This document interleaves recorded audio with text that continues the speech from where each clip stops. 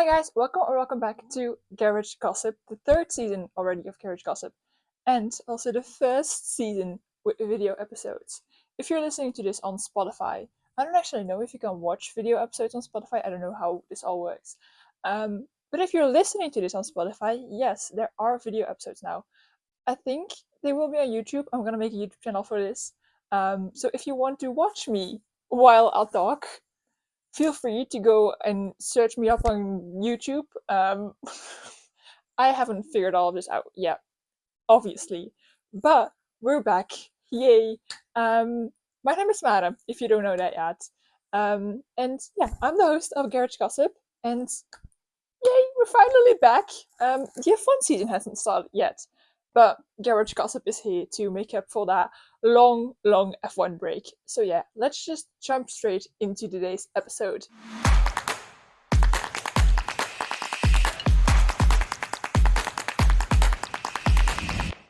First things first, the Alpine drama, because obviously we have to talk about everything that happened during the time that I was not on here, that I did not upload an episode.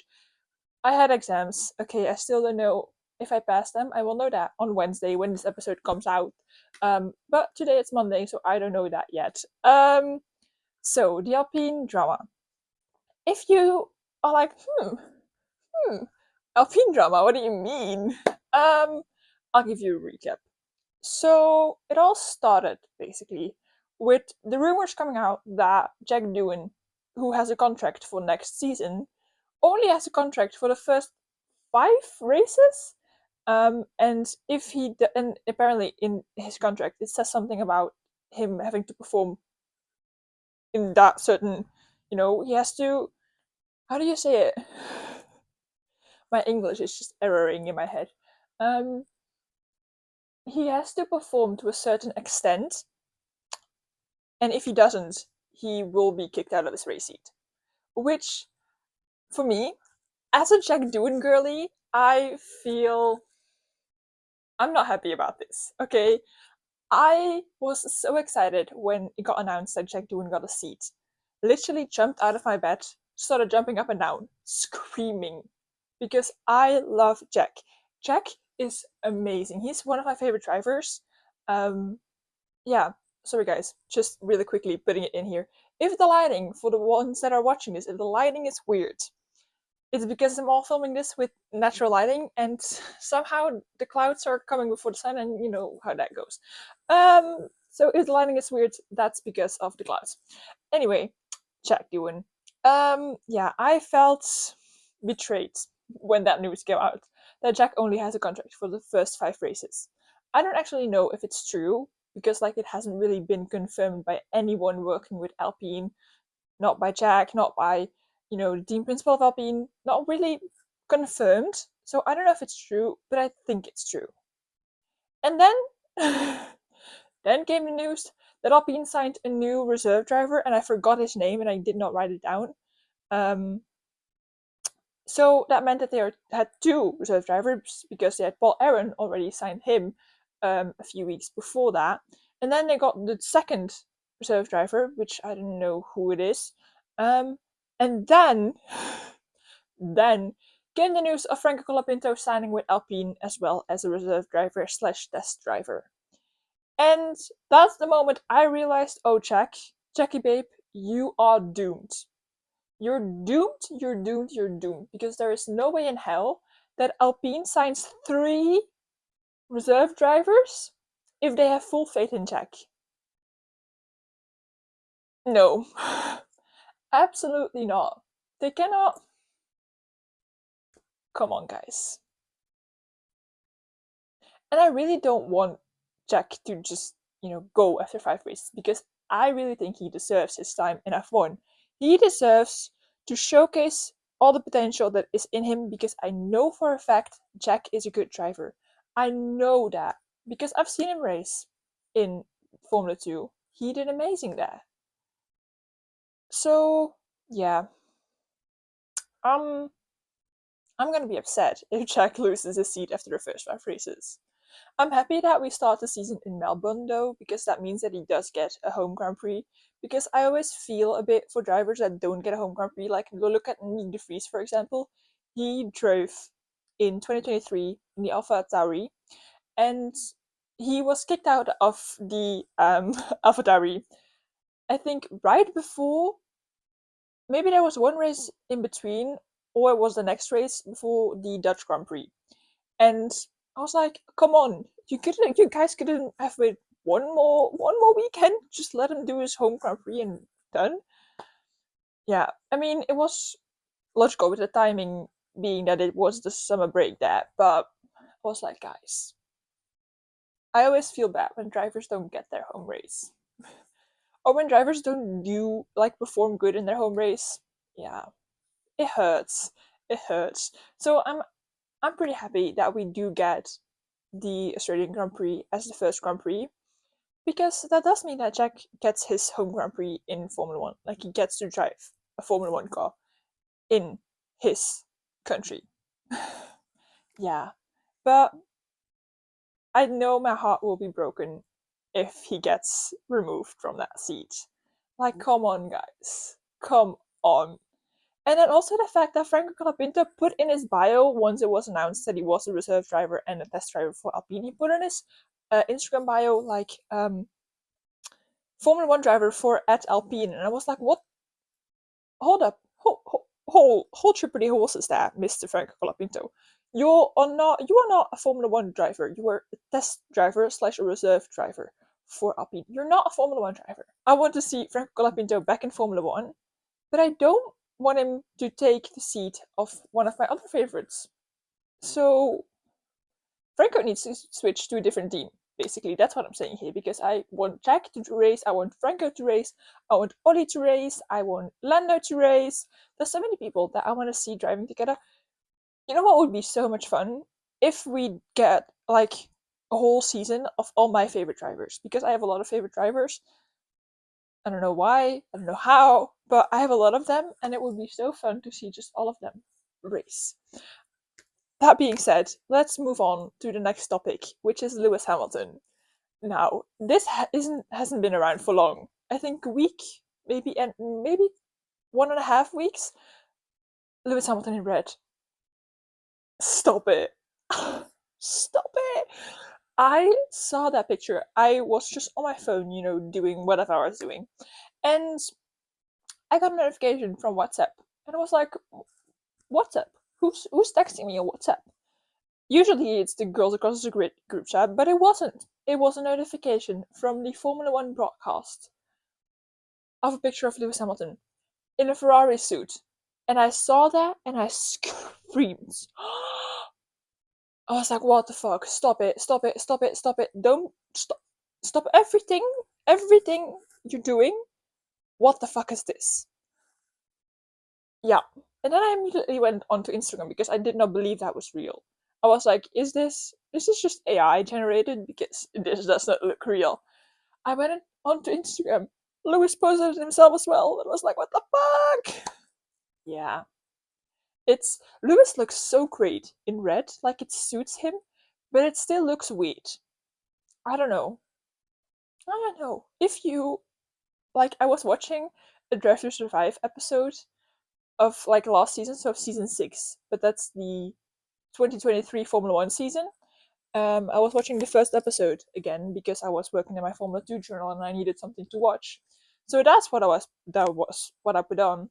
And Will Buxton was talking about Mercedes losing a lot of their people because they weren't doing well. And I was like, yeah, they're gonna lose one of their drivers soon. And then they showed a scene of Lewis, Charles, and George all talking together. And I was like, this is so funny because Lewis is talking to his next teammate, next to his former teammate. And I don't know, it was so funny. So, yeah, I don't know. It looks weird, but I'm excited. Also, the yellow helmet, red suit, yellow helmet, Lewis Hamilton slays. He slayed that. Like, he thought about it and was like, yellow helmet.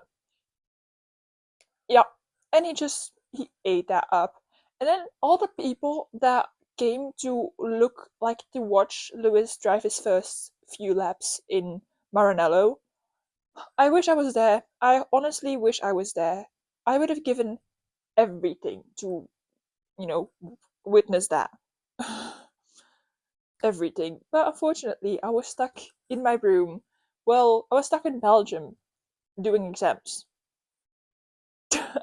Yeah. Um, then, something that happened only today. The first carbon picture. If you don't know who Carbon is, shame on you. Shame on you. Let's split that name up. We get Car and we get Bon. Carlo, Carlos and Albon. Put them together, we get Carbon, so we get Carlos Sainz and Alexander Albon, aka the Williams duo. Wow, why did I felt so stupid just explaining that, bruh. Oh my god. Look, sometimes I'm a bit cringy, but hey, I'm having fun doing this, so that's the only thing that counts. Um, yeah, the first Carbon picture. It's such a cute picture as well. Like, oh, it's so cute.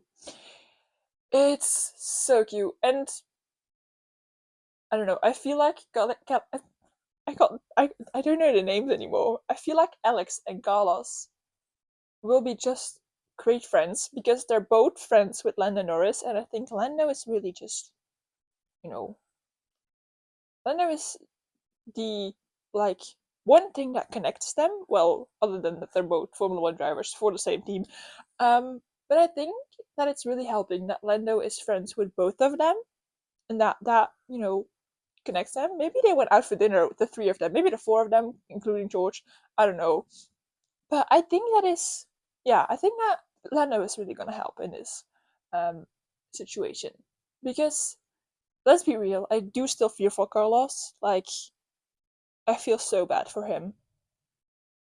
He deserves another year at Ferrari, and I get it. If you have to choose between Carlos Sainz and Lewis Hamilton, I think most of the people would choose Lewis Hamilton, but I still feel for Carlos.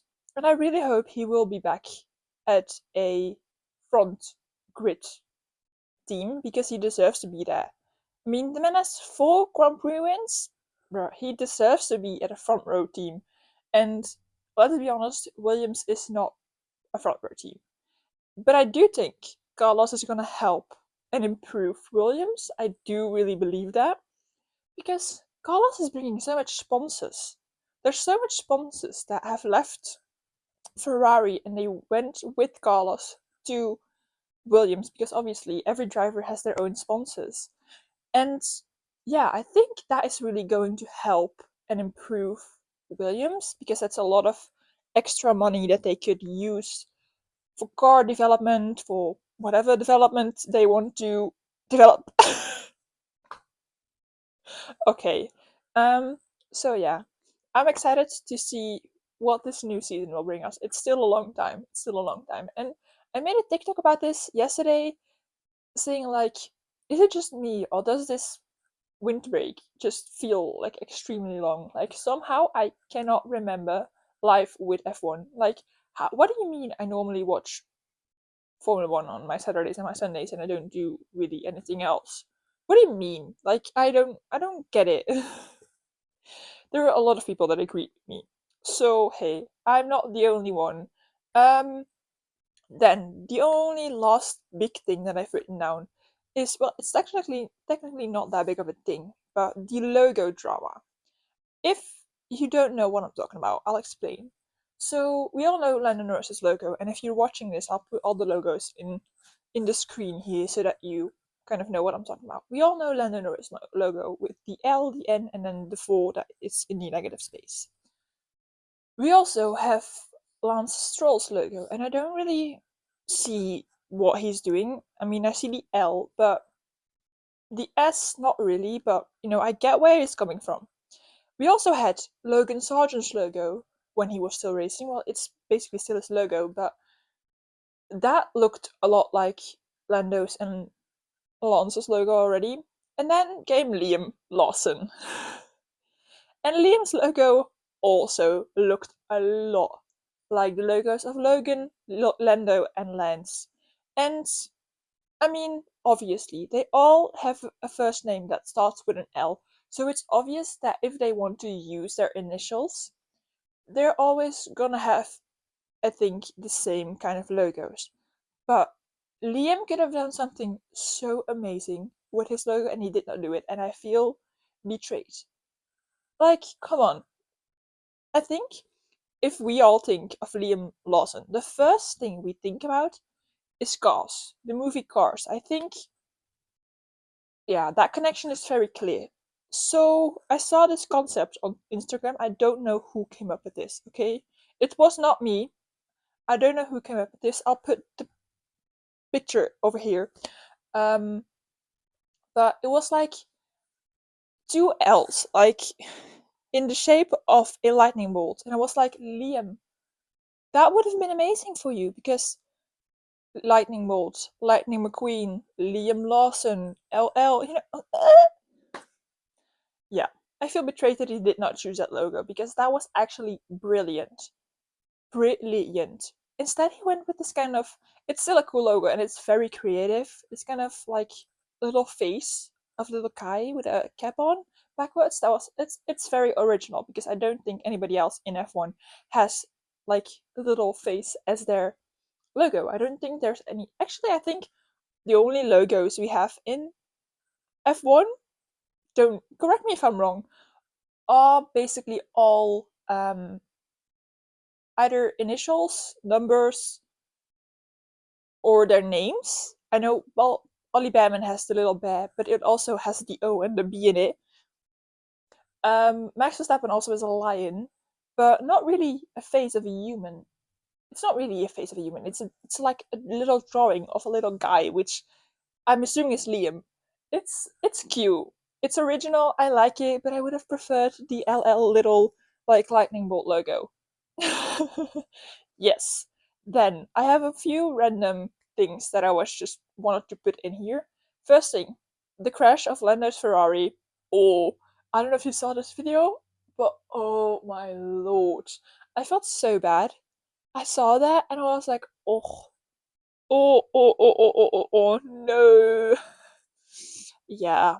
Um, if you don't know what happened, Lando was on vacation somewhere and he lent his brand new Ferrari to one of his friends, I'm assuming. We don't know who it was. And that friend crashed the Ferrari. Well, not really, it's not petrital, it's still in one piece. But there's significant damage to the Ferrari. And the Ferrari was pretty new. And now it's, damaged.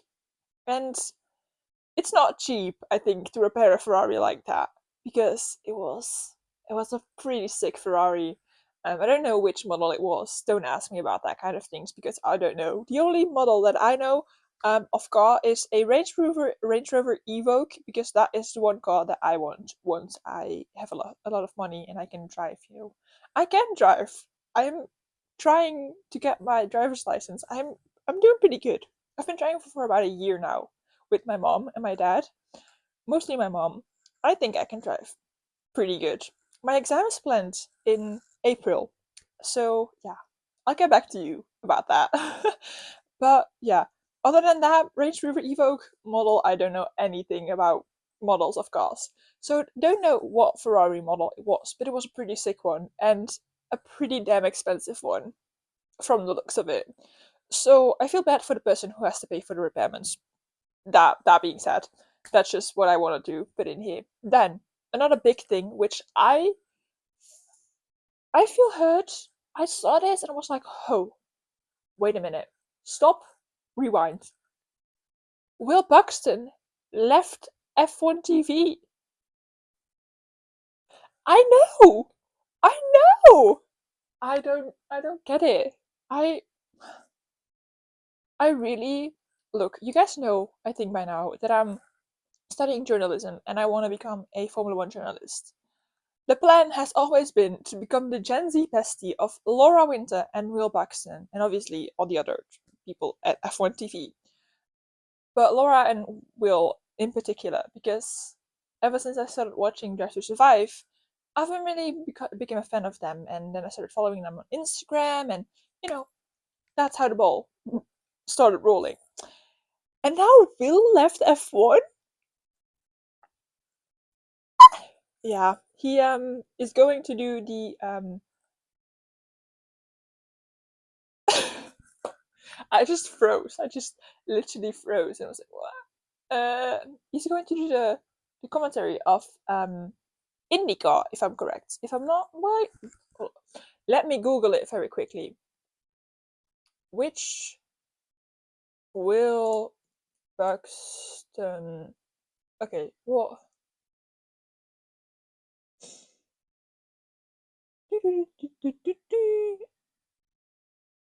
Yeah, he's going to do the IndyCar coverage. Which, listen, I've never watched IndyCar. I really want to get into IndyCar because I know a lot of drivers from IndyCar. Um, but I'm still gonna miss him. Will was babe, literally. He's so funny, and I'm really going to miss him. I'm also thinking, what happens to Drive to Survive now? Is he going to be in the next season that comes out? And what after that? Because obviously he won't be on the commentary team again, and I don't want to see Danica Patrick. I don't want to see her in Drive to Survive, and I know I will because I know I will. Just that's just. But I don't want to. I'd rather have Will than that stupid weird little red. That's kind of rude. I'm sorry. But yeah, I that news, yeah, it shook me pretty hard. Okay, next. Um, one small little random thing. We all know that Monster started sponsoring either McLaren or Lando, but I don't know. I think they started sponsoring McLaren. Um, Obviously before they sponsored Mercedes, but they switched from Mercedes to McLaren. While they were sponsoring Mercedes, Lewis Hamilton had his own Monster, which I have a can of that on my shelves, washed obviously. I'm not weird.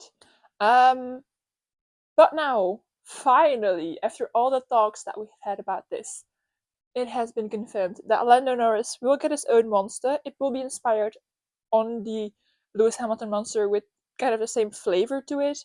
But the can is going to look like his helmet from last season. You know, like the fluorescent yellow one with the little black blobs on it.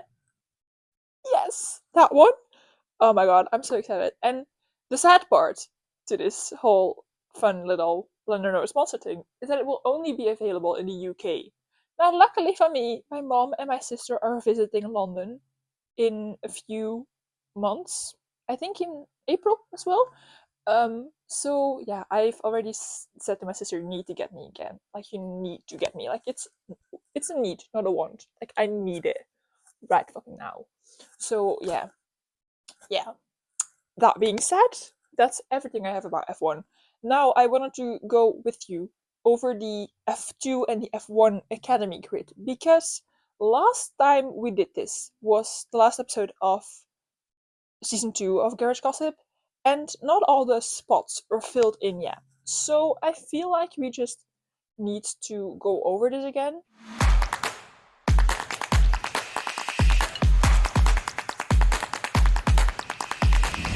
So, wait, there's still. I don't know how many places were open the last time we reviewed the F2 grid, but there's still a few open slots here, so that's interesting. Let's just go over the entire grid once again. So, in the Victor Racing, we have Leonardo Fornaroli and Roman Stanek. Campos Racing, we have Fabio Marti and Arvid Lindet. Both amazing drivers, super funny guys. Still, like, if you haven't watched, if you don't know Average Rob, he is a Belgian influencer, kind of. And he has made a lot of videos with Arvid about, F4 and driving F4 car. Go watch them because they're kind of funny. Also, he has made a video with Valtteri Bottas. Very, very funny. It's only like English, but it's really like Flemish with English mixed. So like Flemenglish, kind of. But go watch those videos because they're very funny. Then, moving on to MP Motorsport, we have Oliver Goutet and Richard Verschoor. High-Tech, whoa, they changed their name. High-Tech TGR, very fancy. We have Luke Browning and Dina Beganovic, which I told you, that's my new favorite team. Because before it was Prema, not anymore. Prema Racing have Sebastian Montoya and Gabriel Mini. Dams Lucas Oil has Jack Crawford and Kushmaini. ART Grand Prix have only signed Ritomo Miyada currently, and then the second driver, we don't know who's that going to be. Rally Motorsport has only signed Christian Mansell, second driver not confirmed yet. AIX Racing has signed Joshua Dirksen and Cian? Whoa, this is difficult. Cian Shields. I said that correctly, I hope. Trident has signed Sami Megatonev and Max Esterson, and Van Amersfoort Racing has only signed John Bennett. So still 3 more drivers to, be confirmed. Yeah, we still have a lot of days to confirm anything. So, I mean, it's pretty okay. Then let's look at F1 Academy. I haven't kept up with this myself, so I don't know about any of this. I don't think we have that many drivers confirmed for F1 Academy yet, because we have 16 drivers that should be on the grid. I don't know if that is including or excluding the wildcard entry, because I don't know if you noticed about F1 Academy, but in some countries, during some races, F1 Academy has something called a wildcard entry. And it basically is to showcase more women in the motorsport. Yeah. What? I can't find a word. Basically, a wildcard entry is just a driver that partakes in all the sessions of one particular weekend. It's usually also a driver that comes from that region. So, for example, last season in Silverstone, I think, Ella Lloyd drove as a wildcard entry. Funny thing, Ella Lloyd is now on the grid for the next season. So a lot of wildcard entries have made their way onto the grid for next season, because we had to say goodbye to quite a lot of drivers actually in F1 Academy. So yeah, basically wildcard entry, they get to drive one weekend, like the whole weekend, at a certain circuit, which is in their region, and it's just to show more women in the motorsport world, and just maybe show them, like, to other people, like, look, this person can also drive really good. Maybe give her a seat. A very good explanation. So, who has signed and who will partner up with which team? Because F1 Academy, very difficult here.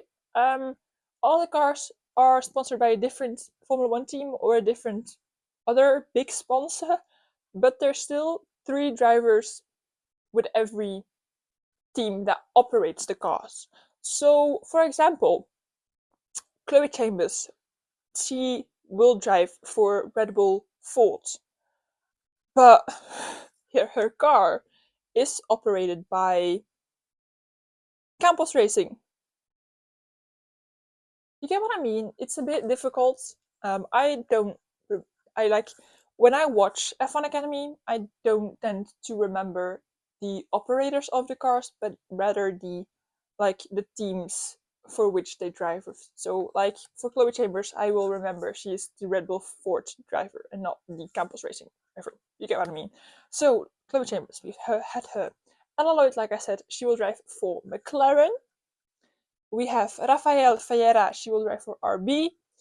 Then we have Courtney Kroon, she will drive for Haas. We have Alba Hurup Larsen, she will drive for Tommy Hilfiger. Like I said, obviously 16 cars, so not every driver will be sponsored by a Formula One team. Then we have Nina Gademan, she will be sponsored by Alpine. Leah Block will be again sponsored for Williams, her last season in F1 Academy, because she only get to drive 2 seasons in F1 Academy. We have Alicia Palmowski, she will drive for Red Bull Racing. We have Emma, whoa, that's a difficult last name. I said that last time as well, I think. Emma, not Ella, Emma. Emma Felbermeyer. Emma Felbermeyer. She will drive for Kick Sauber. Dorian Pain returns for a second season with Mercedes. And then we already also have a wildcard confirmation for round 1 of the 2025 season in Shanghai. That is Shi Wei. Other than that, we don't have any confirmation yet. So how many have we confirmed? 1, 2, 3, 4, 5, 6, 7, 8, 9, 10. See, 6 more drivers. We don't have a confirmation for Ferrari yet. I'm just going over the F1 teams. So Ferrari we don't have yet. Aston Martin we don't have yet. I really hope Tina Hausman is returning. I swear to God, if Tina is not returning, I will be hurt. I love Tina. Who have we also? Yeah, we have had Kick Sauber. We've had RB, Haas. Wait, I have to count these. One Formula 1 team, 2 Formula 1 teams, 3, 4, 5, 6, 7, 8. Okay, so only Ferrari and Aston Martin, as in the Formula 1 teams. And then that's it. So then only 4 more drivers other than those 2 from the Formula 1 teams. Yeah. And that's everything I had for today. Yeah, that's everything I have. I hope you enjoyed it. It maybe be a bit boring listening to me the whole time. That's what a friend of mine says, that it might be boring listening to my voice the whole time. I don't know, let me know if you think that as well. I want to start doing interviews, but it scares me, to be honest. A bit scared. So yeah, maybe next year. I mean, no, whatever. I hope you are happy I'm back. I'm happy I'm back. It does take a lot of effort and a lot of time making these episodes. Definitely now that I started doing video episodes, but I'm happy to do this. And yeah, I hope you enjoyed it, and I will be back next week. Yay! Bye!